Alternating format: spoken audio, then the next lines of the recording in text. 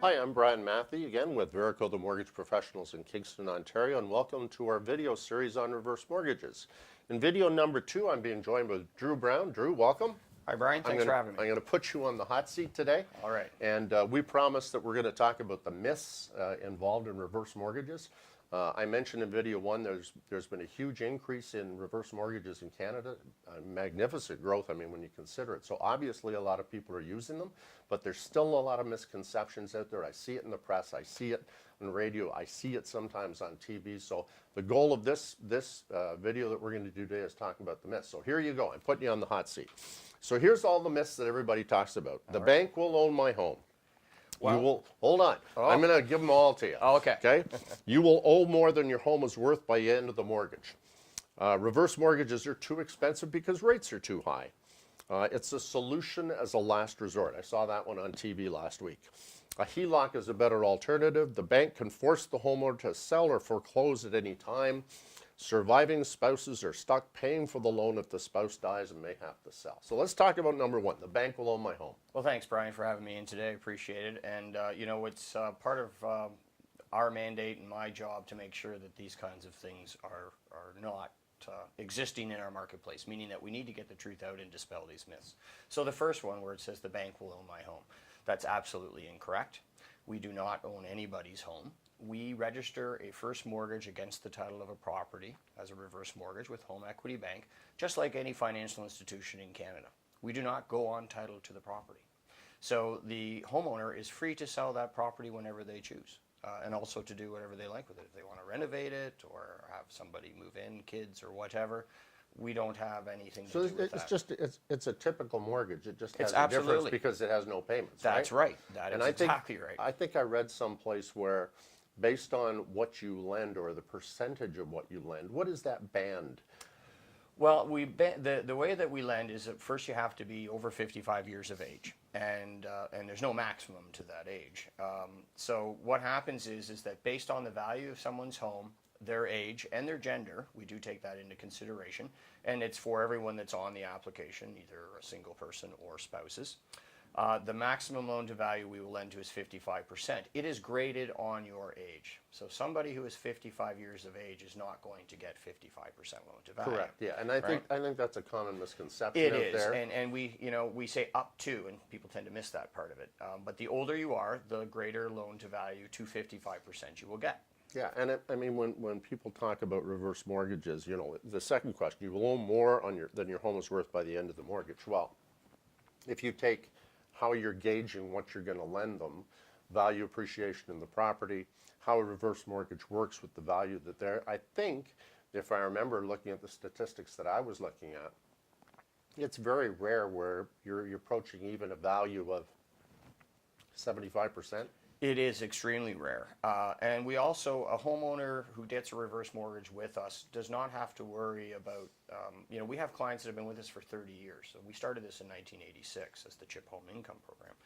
And what ends up happening is that after that time period, when they do sell their house, we will accept fair market value for that. So for whatever reason, that maybe in a very rare instance, that they owe more than what they get for selling their home, we have to accept what they sell. We're known as a non-recourse lender, whereas all the other banks and lenders in Canada are recourse lenders. So if there was any shortfall, they have the ability to recoup those funds from the client. We do not do that. Perfect. So it number gives 1, peace of mind. bank loan my home? No. No. You'll owe more than your home is worth? No. No. Reverse mortgage are too expensive because rates are too high. Now, I mean, I could address that. I think the current spread over a 5-year fixed mortgage is about 2.65% roughly. And if you compare that to a HELOC, which, most of them are prime plus a half, I think the spread, if you take a variable, is 1.79%. So that's not a huge difference, but what's the big difference? Well, the big difference is that with a reverse mortgage, 1, you don't need income to qualify. 2, we do look at people's credit, but that doesn't mean we won't lend to you. And 3, it's something that has no payments. So when you go to get a conventional mortgage, or what we call a forward mortgage, you have to qualify on income, you have to qualify on credit, and you have to make payments. So the difference being is that there is a premium on the rate, of course, but we don't get paid until you sell that house. So this is a long-term solution for most of our clients. So we have to make sure that, of course, we're getting compensated for that at the end, obviously. But if if you were to come in, if you had a client come in who had bad credit and had no income, right, and let's say a minimal down payment, and you said I could get you a mortgage with no payments, no qualification on income, and no credit, they'd look at me sideways. at the rates that we have, they'd be like, "Really? I'll take it." Yeah, So, absolutely. when you put it in that perspective, yes, it is certainly a little bit more as a result, but in the long run, it's a much easier qualification process for people. Perfect. Okay. It's a solution as a last resort, and a HELOC is a better alternative. Well, for some people, it is a solution of last resort because they may not have found out about us until the very end of all of their looking for solutions, right? But we like to say that no, that's not the case. This can be a vital part of your financial planning or retirement planning going forward, especially if you have no encumbrance or mortgage on your property. And as you know, over the last 20 years, if in this area or in all areas of Ontario or Canada for that matter, the equity has increased and will continue to do so.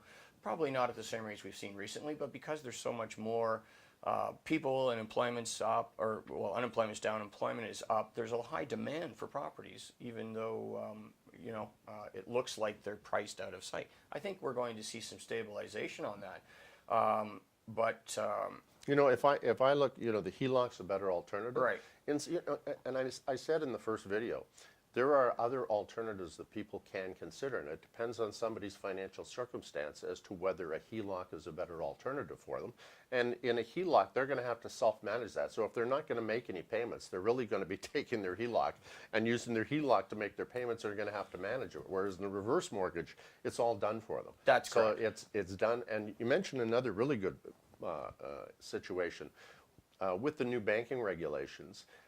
And with what we call the B lender market, even private lending, that's way more expensive to get into than a reverse mortgage. So one of the interesting factors for me is that you can qualify people that may not necessarily be qualified for a normal mortgage. Absolutely, as long as they're over 55 and they own their home.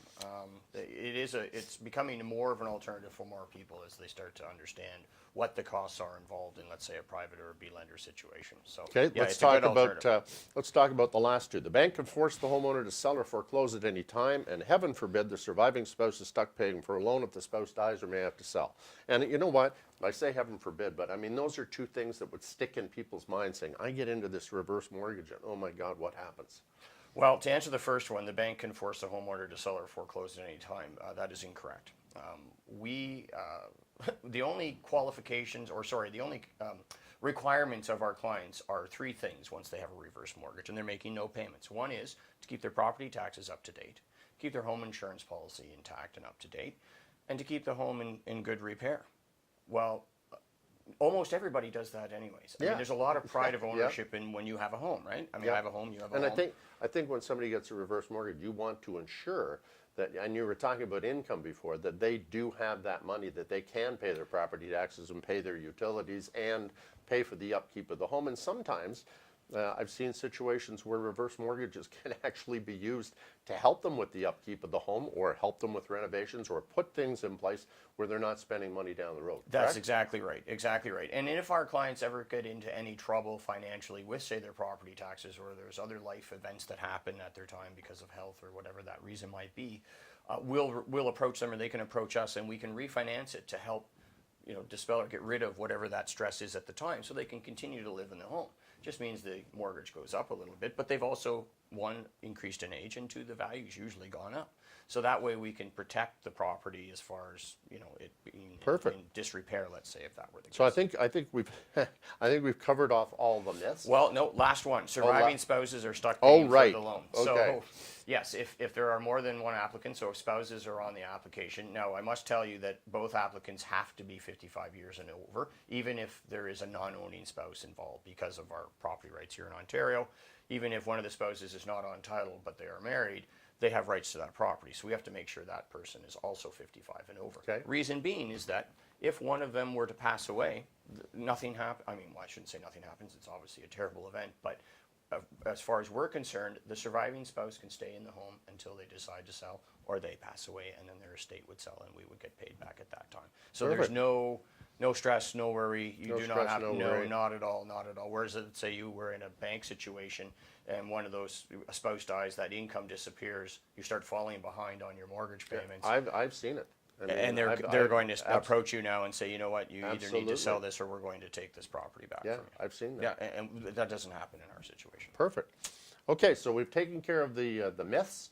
So in our next video, we're going to get down to brass tacks, and we're going to talk about the actual facts behind a reverse mortgage. We're going to talk a little bit about how age, again, impacts people when we're talking about reverse mortgages, and we'll get to that soon. Absolutely. So thanks for joining me again. Thanks for having me in, and Brian. we'll be doing another video shortly. All right. So if you have any questions about what we've talked about today, there's information at the end of the video that you can contact me by email or phone.